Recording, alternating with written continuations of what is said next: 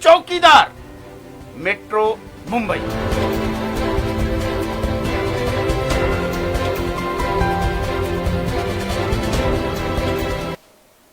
नमस्कार, मैं राजेश सोनी आप सभी दर्शकों का मेट्रो मुंबई में स्वागत करता हूं। वक्त हो चुका है हमारे स्पेशल शो मामला संगीन है का। आज मामला संगीन है में हम चर्चा करेंगे एनसीपी नेता नवाब मलिक को लेकर। जी हां, नवाब मलिक को आज भी बेल नहीं मिली। उनकी कस्टडी 21 मार्च तक बढ़ा दी गई है, जुडिशियल कस्टडी में भेज दिया गया है 21 मार्च तक नवाब मलिक को। तो 23 फरवरी को नवाब मलिक गिरफ्तार हुए थे, लगभग एक महीना हो जाएगा 21 मार्च को।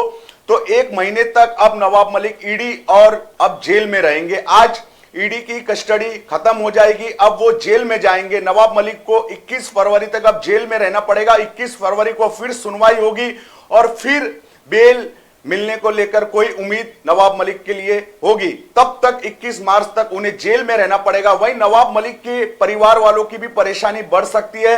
उनके बेटे फराज, उनकी बेटी, जो भी उनकी पत्नी, क्योंकि ये सब मिलकर नवाब मलिक का कारोबार चलाते हैं। ऐसे में इन पर भी ईडी शिकंजा कस सकती है। इनको समन भेज दिया गया है पूछताछ के लिए। ईडी इन्हें बुलाना चाहती है, जिसका जवाब फराज के तरफ से, फराज मलिक के तरफ से, जो नवाब मलिक के बेटे, उन्होंने ईडी को एक पत्र लिखकर जवाब दिया है। उन्होंने अपने पत्र में समय मांगा ईडी से। उन्होंने अपने पत्र में कहा, हमें तैयार होने के लिए कम से कम 10 दिनों की जरूरत है, क्योंकि जिस मामले में आप पूछताछ करना चाहते हैं वह 20 साल पुराना है। ऐसे में जानकारी और दस्तावेज जुटाने के लिए उन्हें समय की जरूरत है।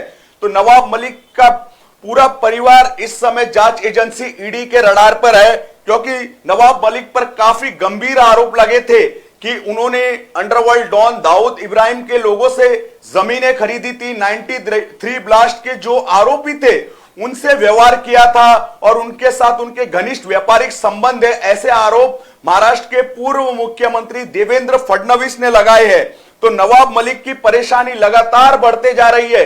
21 मार्च तक उन्हें जुडिशियल कस्टडी यानी न्यायिक हिरासत में भेज दिया गया है। लेकिन नवाब मलिक की गिरफ्तारी के बाद से महाराष्ट्र में राजनीतिक पारा चढ़ा हुआ है। महाराष्ट्र में नेता लोग एक दूसरे के ऊपर निशाना साध रहे हैं। बीजेपी के नेता एनसीपी पर निशाना साध रहे हैं, एनसीपी के नेता बीजेपी पर निशाना साध रहे हैं। नवाब मलिक के इस्तीफे को लेकर मनसे और बीजेपी के नेता सड़कों पर प्रदर्शन कर रहे हैं। वहीं एनसीपी के नेता नवाब मलिक के समर्थन पर और केंद्रीय जांच एजेंसियों के खिलाफ महाराष्ट्र भर में प्रदर्शन कर रहे हैं। तो नवाब मलिक के समर्थन में भी प्रदर्शन हो रहे हैं और नवाब मलिक के विरोध यानी उनके इस्तीफे को लेकर पिछले 3 दिनों से विधानसभा में जोरदार हंगामा देखने को मिल रहा है। तो नवाब मलिक के इस्तीफे को लेकर सरकार पर दबाव बनाया जा रहा है। लेकिन एनसीपी के सुप्रीमो शरद पवार को नवाब मलिक का समर्थन मिला है और महाविकास आघाड़ी को बनाने वाले, इस सरकार की नींव रखने वाले शरद पवार है। तो अगर शरद पवार का समर्थन नवाब मलिक को मिल रहा है तो नवाब मलिक की कुर्सी जाने से रही। तो अभी ये तो हम उम्मीद कर सकते हैं कि नवाब मलिक का इस्तीफा नहीं होगा, क्योंकि एनसीपी सुप्रीमो शरद पवार का नवाब मलिक को समर्थन मिल रहा है। तो ऐसे में नवाब मलिक के लिए राहत भरी खबर है, क्योंकि उनके पार्टी के मुखिया उनके साथ है। वहीं उनके कार्यकर्ता एनसीपी के लगातार कार्यकर्ता हंगामा कर रहे हैं, केंद्रीय जांच एजेंसियों के खिलाफ प्रदर्शन कर रहे हैं। इसके अलावा आवाज उठा रहे हैं। नवाब मलिक को आरोप लगाया जा रहा है कि नवाब मलिक को पॉलिटिकल षड्यंत्र के तहत फंसाया गया है। उनके खिलाफ कार्रवाई ये राजनीति से प्रेरित है, क्योंकि नवाब मलिक बीजेपी नेताओं की पोल खोल रहे थे और उन्होंने जो समीर वानखेड़े एनसीबी के जोनल डायरेक्टर थे पहले, पूर्व गोवा के और मुंबई के, उनके खिलाफ बोला था। इसी वजह से उनको यह सजा मिल रही है।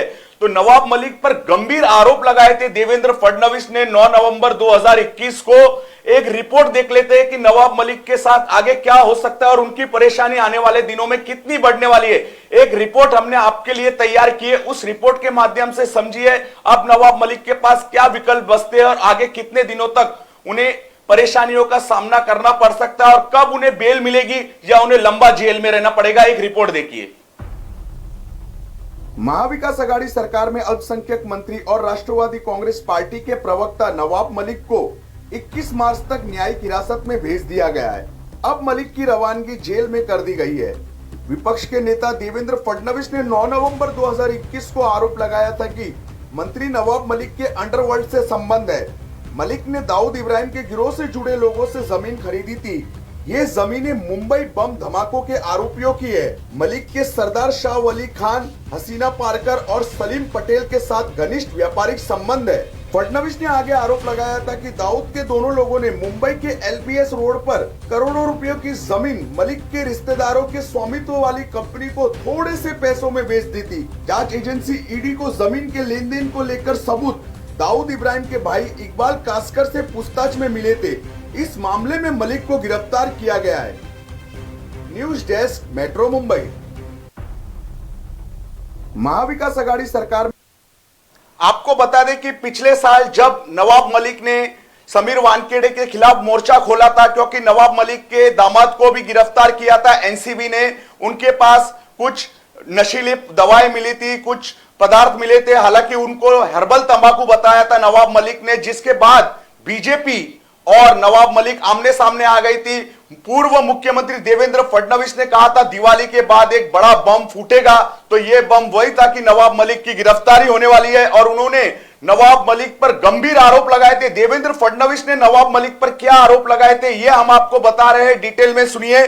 विपक्ष के नेता देवेंद्र फडणवीस ने 9 नवंबर 2021 को एक प्रेस कॉन्फ्रेंस की थी। उस प्रेस कॉन्फ्रेंस में उन्होंने अलग आरोप लगाए थे कि मंत्री नवाब मलिक के अंडरवर्ल्ड के लोगों के साथ संबंध है। और अंडरवर्ल्ड के लोग कौन है? जो भारत में अशांति फैलाना चाहते हैं, भारत से दुश्मनी रखते हैं, भारत के खिलाफ षड्यंत्र रचते हैं, भारत में किसी भी तरह से शांति नहीं रहने देना चाहते, भारत को गरीबी की तरफ धकेलना चाहते, ड्रग्स के धंधे में धकेलना चाहते, ये अंडरवर्ल्ड के लोग वो ही है।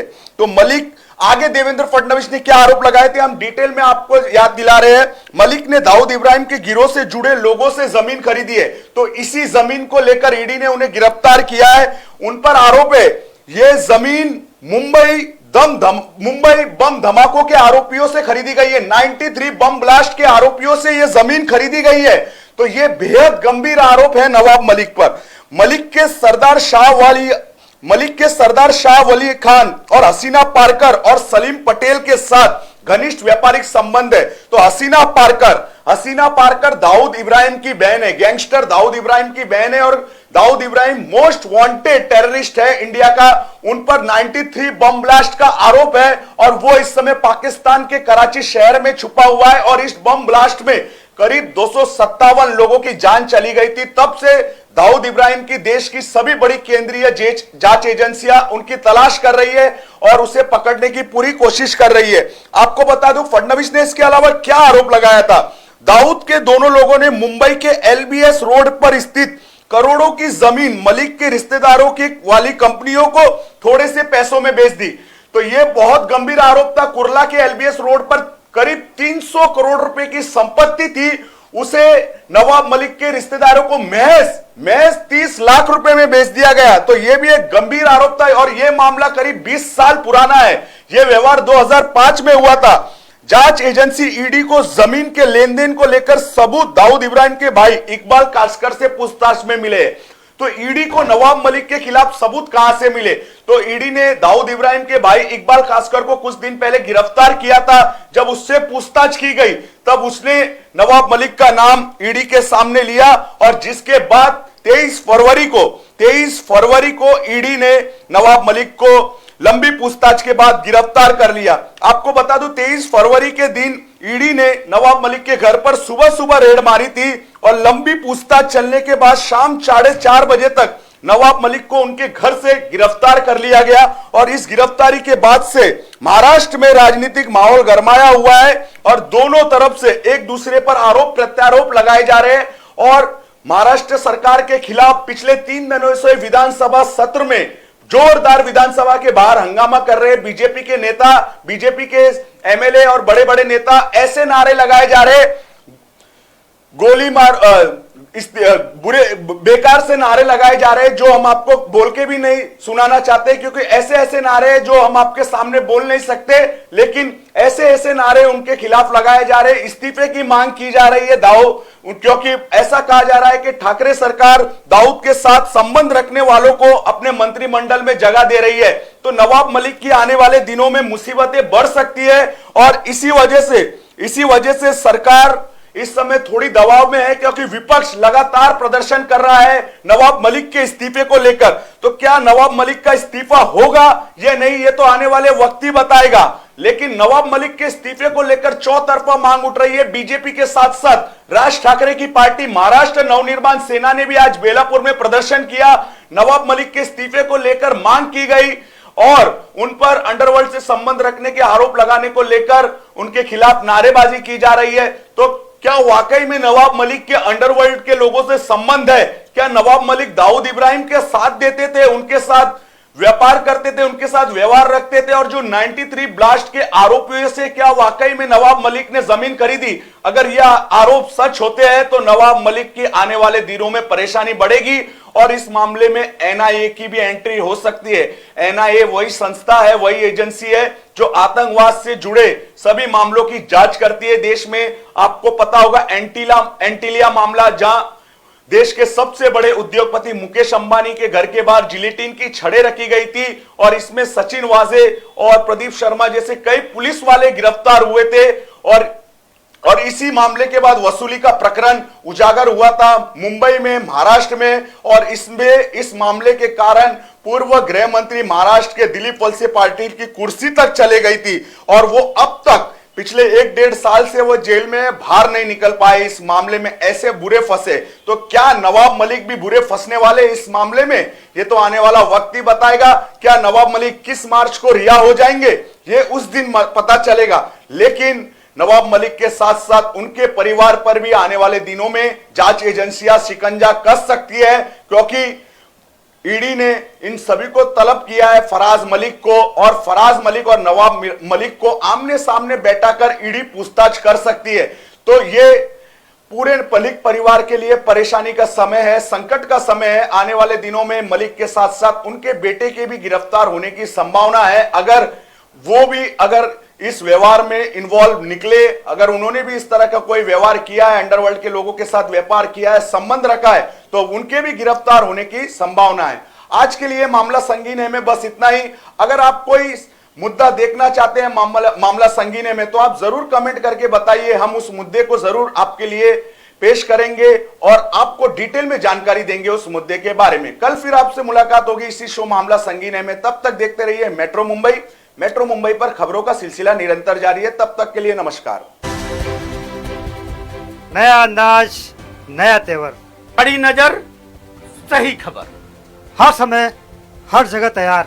मुंबई का चौकीदार, मेट्रो मुंबई।